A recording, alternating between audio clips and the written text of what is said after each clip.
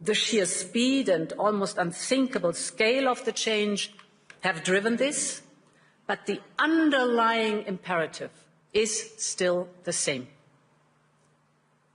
The good news is we acted immediately, whether on energy or raw materials, defence or digital, we're moving fast. But the truth is also that we will only be able to capitalise on this opportunity if we recognise that this change is permanent. Of course, nostalgia is part of our human story, but nostalgia will not bring back the old order. And playing for time and hoping for things to revert soon will not fix the structural dependencies we have. So my point is, if this change is permanent, then Europe must change permanently too. It is time to seize this opportunity and build a new independent Europe. And ladies and gentlemen, this new Europe is already emerging. On Saturday, I was in Asunción, in Paraguay, to sign the EU-Mercosur trade agreement. It was a breakthrough after 25 years of negotiations. And with it, the European Union and Latin America have created the largest free trade zone in the world, a market worth over 20% of global GDP, 31 countries with over 700 million consumers, aligned with the Paris Agreement.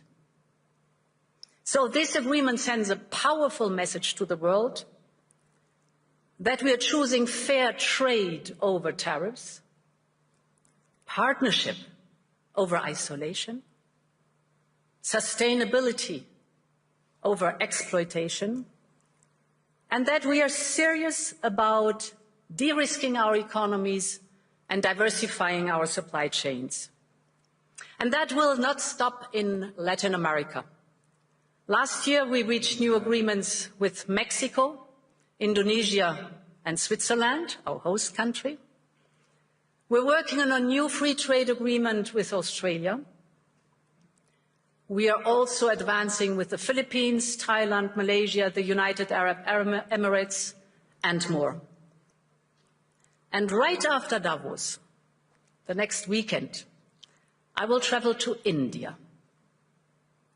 There's still work to do, but we are on the cusp of a historic trade agreement. Indeed, some call it the mother of all deals. One that would create a market of 2 billion people, accounting for almost a quarter of global GDP. And crucially, that would provide a first-mover advantage for Europe with one of the world's fastest-growing and most dynamic continents. Europe wants to do business with the growth centres of today and the economic powerhouses of this century, from Latin America to the Indo-Pacific and far beyond. Europe will always choose the world, and the world is ready to choose Europe.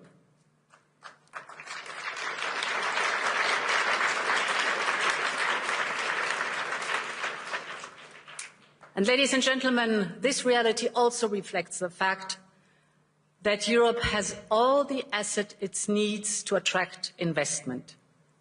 The savings, the skills, the innovation with our AI factories and gigafactories and the applications that are necessary, AI first.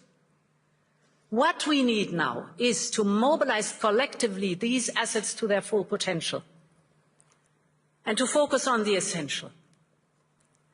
So focal point number one is to create a conducive and predictable regulatory environment. We live in an age where capital and data can cross Europe in a second. And business must be able to move just as freely. But as things stand, Too many companies have to look abroad to grow and scale up, partly because they face the new set